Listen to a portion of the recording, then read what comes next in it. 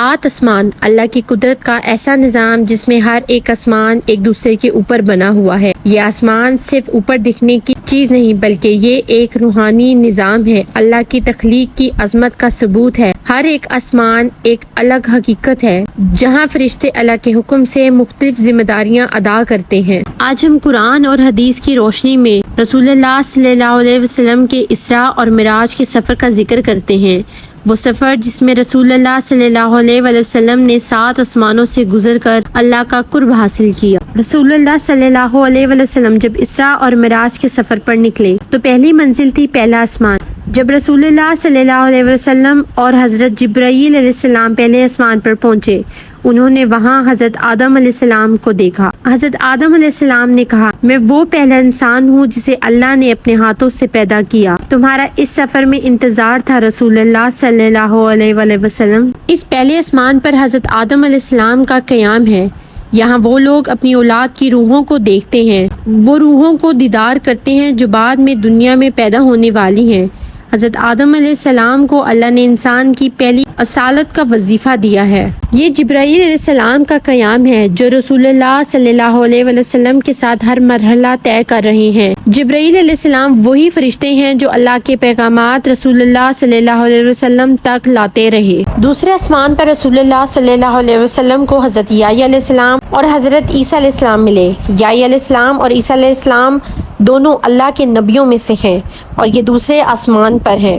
حضرت یحییٰ علیہ السلام اور حضرت عیسیٰ علیہ السلام، آپ کا اس مقام پر خوش آمدید ہے رسول اللہ صلی اللہ علیہ وسلم، آپ کا سفر یہاں سے آگے چلے گا۔ دوسرے آسمان پر حضرت یحییٰ علیہ السلام اور عیسیٰ علیہ السلام کی ملاقات ایک روحانی نشانی ہے جو قیامت کے دن تک باقی رہے گی۔ حضرت عیسیٰ علیہ السلام کا قیام اس آسمان پر اللہ کے حکم سے ہے اور قیامت کے قریب وہ زمین پر واپس بھیجے جائیں گے۔ دوسرے آسمان پر رسول اللہ صلی اللہ علیہ وسلم کو حضرت یحییٰ علیہ السلام اور حضرت عیسیٰ علیہ السلام ملے۔ یحییٰ علیہ السلام اور عیسیٰ علیہ السلام دونوں اللہ کے نبیوں میں سے ہیں اور یہ دوسرے آسمان پر ہیں۔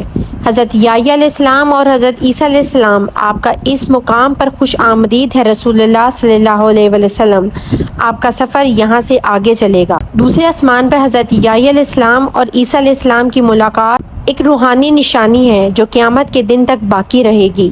حضرت عیسیٰ علیہ السلام کا قیام اس آسمان پر اللہ کے حکم سے ہے اور قیامت کے قریب وہ زمین پر واپس بھیجے جائیں گے۔ حضرت میکائیل علیہ السلام، میکائیل علیہ السلام کا کام دنیا میں رزق اور رحمت کو تقسیم کرنا ہے۔ اللہ کے حکم سے وہ بارش برساتے ہیں اور ہر شخص کا رزق تقسیم کرتے ہیں۔ دوسرے آسمان پر وہ فرشتوں کی ایک جماعت کو لیڈ کرتے ہیں جو دنیا کے موسم اور قدرت کے نظام چلاتے ہیں۔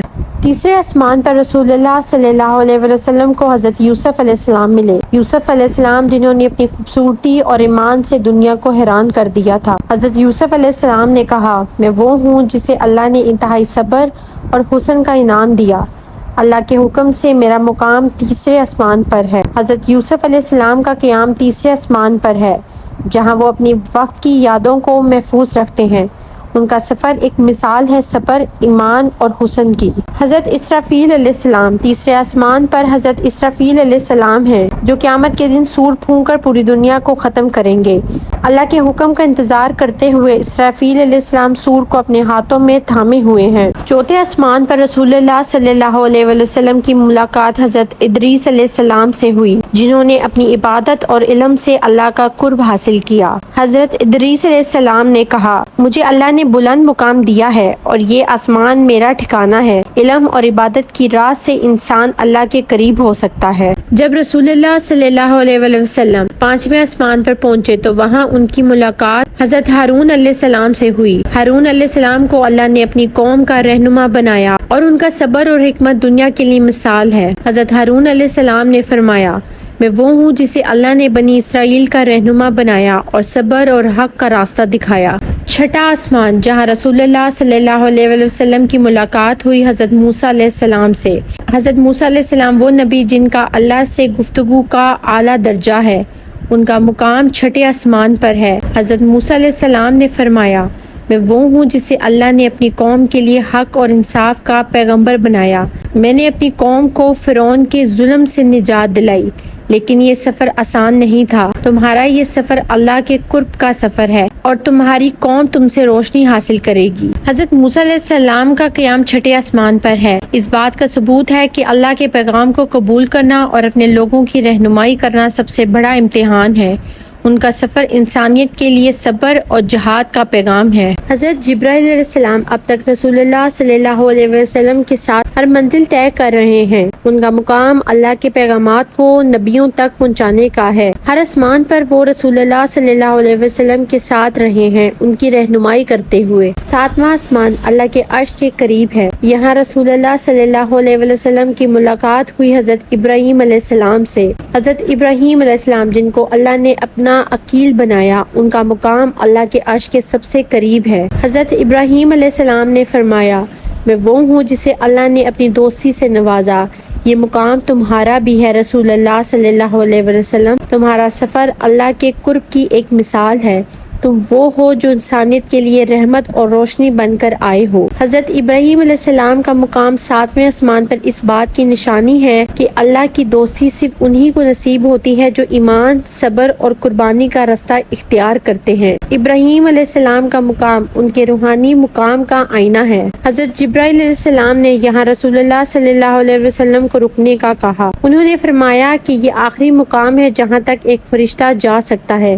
اس سے آگے کا سفر صرف رسول اللہ صلی اللہ علیہ وسلم کا ہے. ساتویں آسمان سے آگے رسول اللہ صلی اللہ علیہ وسلم کا سفر اللہ کے عرش تک تھا جہاں ان کی ملاقات اللہ تعالیٰ سے ہوئی. یہ وہ مقام ہے جہاں رسول اللہ صلی اللہ علیہ وسلم نے اللہ سے گفتگو کی اور جہاں اللہ نے ان کو امت کے لیے نماز کا تحفہ دیا. اللہ کے حضور آنے کا مقام کوئی فرشتہ، کوئی مخلوقات نہیں سمجھ سکتی.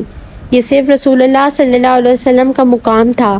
اللہ نے رسول اللہ صلی اللہ علیہ وسلم کو نماز کا تحفہ دیا. پہلے 50 نمازوں کا حکم دیا، لیکن حضرت موسیٰ علیہ السلام کے مشورے سے وہ 5 نماز تک کم کر دی گئی، مگر ان 5 نمازوں کا اجر 50 کے برابر رکھا گیا.